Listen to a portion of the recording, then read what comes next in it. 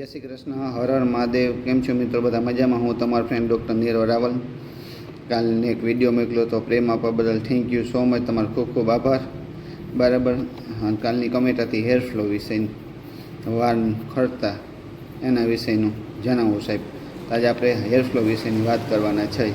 વાળના બધા પ્રશ્નો બરાબર છે, વાળના બધા રોગો, વાળ વધવું, વાળ ખરવા, ડેન્ડ્રફ થવું, ખોરો થવો, ફોડકી થવી, ફંગલ ઇન્ફેક્શન થઈ જવું, વાળ બેમુખી થવા, એના વિશેની આજે આપણે ચર્ચા કરવાના છે. તેનું રીઝન પહેલાં જાણી લઈએ કેના હિસાબે આ થાય છે. તો મિત્રો, હેરફોલ થવાના ઘણા બધા કારણ છે. એક પાણી છે, બરાબર છે. ઘણી જગ્યાએ એવું ક્ષારવાળું પાણી હોય છે, ખારાશ ઉપર હોય છે, મોરું પાણી હોય છે, તો એના હિસાબે હેરફ્લો થાય છે. એક જગ્યાથી આપણે બીજી જગ્યાએ ટ્રાન્સપોર્ટ થાય છે તો પાણી ચેન્જીસના હિસાબે હેરફ્લો થાય છે. પહેલું મોટું છે ડાયટ, જમવાનું. તમારું તમે શું જમી રહ્યા છો એના હિસાબે છે. તીખું તળેલું વધારે ખાવાથી એના હિસાબે પણ શું કહેવાય, જમવામાં વિટામિન ના મળતા હોય તો એના હિસાબે થાય છે. રેગ્યુલર ના જમતા હોય, અરેગ્યુલર જમતા હોય, ટાઈમે જમતા ન હો, ઓર ટાઈમે જમતા હો, એના હિસાબે પણ હેરફ્લો થાય છે. બીજું છે કેમિકલવાળા શેમ્પૂ ને તેલ, બરાબર, એના હિસાબે હેરફ્લો થાય છે, વાળ ખરે છે. ત્રીજું છે ડેન્ડ્રફ, બરાબર. ડેન્ડ્રફ થવાનું રીઝન હોય ફંગલ, શેમ્પૂ કે સાબુને બહાર રખડતા હોય, તેલ નાખેલું એમને એમ રાખ્યું હોય તો એના હિસાબે ડેન્ડ્રફ થાય છે. ડેન્ડ્રફના હિસાબે હેરફ્લો થાય છે. વાળના મૂળિયાની અંદર પોષણ ના મળે તો વાળના મૂળિયું અહીંયાથી ખરે એટલે વાળ ખરવાનું ચાલુ થાય છે.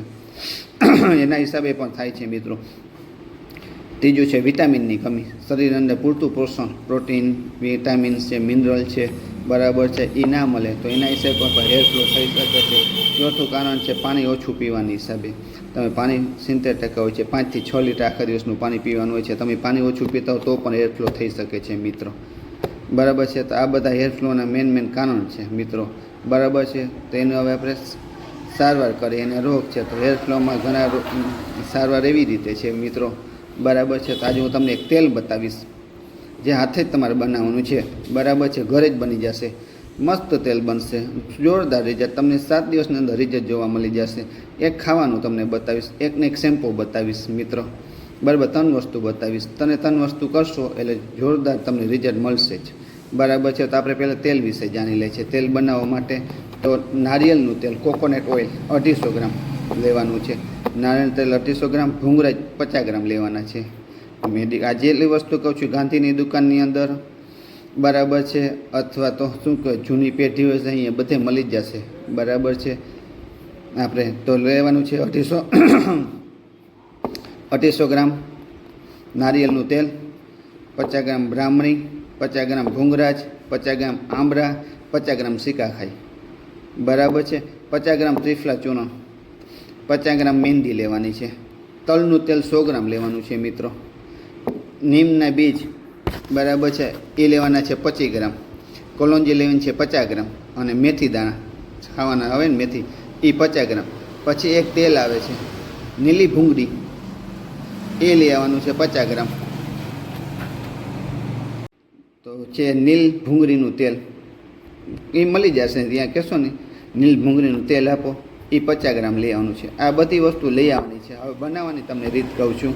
તો કોકોનટ તેલ છે ને પહેલાં ગરમ કરવાનું, અને તમે ભંગરાજ, બ્રાહ્મણી, સિકાખાઈ, આંબળા, બરાબર છે, આને અધકચરા ક્રશ કરી લેજો, ખાંડી નાખજો.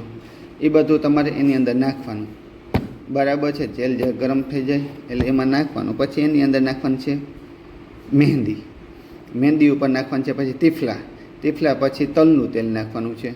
તલનું તેલ પછી નીમના બીજ નાખવાના છે. નીમના બીજ નાખ્યા પછી 50 ગ્રામ કલોંજી નાખવાની છે. કલોંજી નાખ્યા પછી મેથી દાણા નાખવાના છે. આ બધાને ઉકાળવાનું.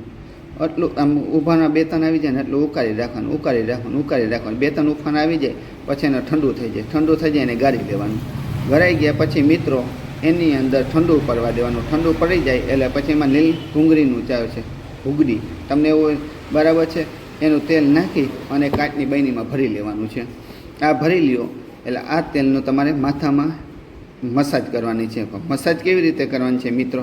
રાત્રે વોશ કરી નાખવાનું શેમ્પૂથી. એ શેમ્પૂ તમને હમણાં બતાવું છું. એનાથી વોશ કરી હાથમાં તેલ લઈ અને એના મૂળિયામાં ઘસવાનું છે. 5 મિનિટ હળવા હાથે, ખોટું બર કરીને આમ નહીં, ખાલી હળવા હાથે મૂળિયામાં, બરાબર છે, ઘસવાનું છે. બરાબર 15-20 મિનિટ સુધી મસાજ કરશો ને એટલે વાળ ખરવાનું 5 દિવસની અંદર બંધ થઈ જશે. હવે આપણે બનાવવાનું છે એનું માટેનું શેમ્પૂ, તો એ નોટિસ કરી લે. શેમ્પૂ માટે લેવાનું છે 100 ગ્રામ ભૂંગરાજ, 100 ગ્રામ બ્રાહ્મણી, 100 ગ્રામ સિકાખાઈ, 100 ગ્રામ અરસી અને 100 ગ્રામ અમરવેલ આવે, એક વેલ આવે છે વાળ માટેની બેસ્ટમાં બેસ્ટ રિઝલ્ટ મળે છે, મળી જ જશે અહીંયા ને ઓનલાઈન મળી જશે. સારી કંપનીની લેવીને છે, બરાબર, સારી ફાર્મસીની. કારણ કે હું એક ફાર્મસી અગર કે કોઈ ગાંધીની દુકાન કે કન્યા હું કંઈ કમિશન લેતો નથી કે કોઈ મારા માસીના દીકરા થતા નથી કે મને કોઈ સપોર્ટ કરવા માટે પૈસા કે કંઈ કહેતા નથી છે, અને લેતો નથી. મને જે સારું લાગે છે તમારા માટે ફાયદાકારક હું યુઝ કરું છું, મને રિઝલ્ટ મળ્યા છે એ જ હું તમને કહું છું.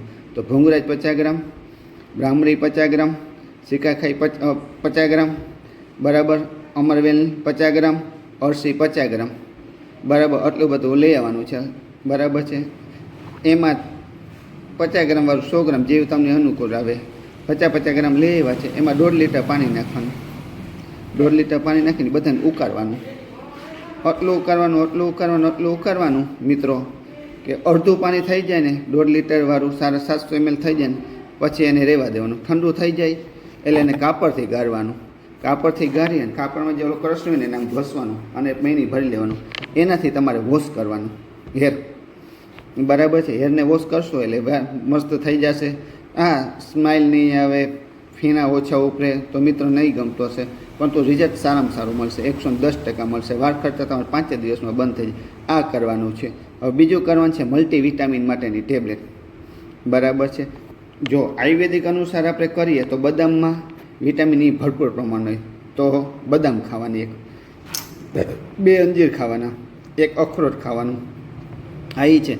બાકી મલ્ટીવિટામિનની એક ટેબ્લેટ આવે છે બેડિકાર્ડિયા, બરાબર છે, એ એક લઈ લેવાની, રોજ બપોરે 1 ટેબ્લેટ લેવાની, બરાબર. મને કોઈ સપોર્ટ નથી કરતો કે નથી, એનું માર્કેટિંગ કરું છું. સારી કંપનીની છે, સસ્તી છે, એની માટે કહું છું.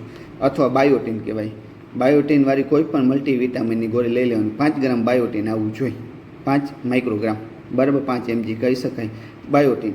બસ આ ચાલુ કરી દો રોજ બપોરે, બરાબર છે. એટલે તમને 100% વાળમાં રિઝલ્ટ, ડેન્ડ્રફ નહીં થાય, વાળ ખરતા બંધ થઈ જશે, વાળનો વિકાસ થશે, બેમુખી વાળ બંધ થઈ જશે, બરાબર. 5 દિવસમાં વાળ ખરતા બંધ થઈ જશે. તાલ જેને પડી ગયો હશે, બરાબર, નવી કે ઉંદરી થઈ હશે કે ફંગલ થયો હશે, બરાબર છે, એ પણ મટી જશે મિત્રો. તો thank you so much. Video ગમ્યો હોય તો લાઇક કરજો, શેર કરજો અને સબસ્ક્રાઈબ કરજો. બીજું કંઈ તમારો પ્રશ્ન હોય તો કમેન્ટ કરજો, હું એનો વિડીયો બનાવી નાખીને આવો નવો બસ પ્રેમ કરતા રહેજો. પ્લીઝ બીજાને શેર કરજો જેથી તેને પણ લાભ મળે. Thank you.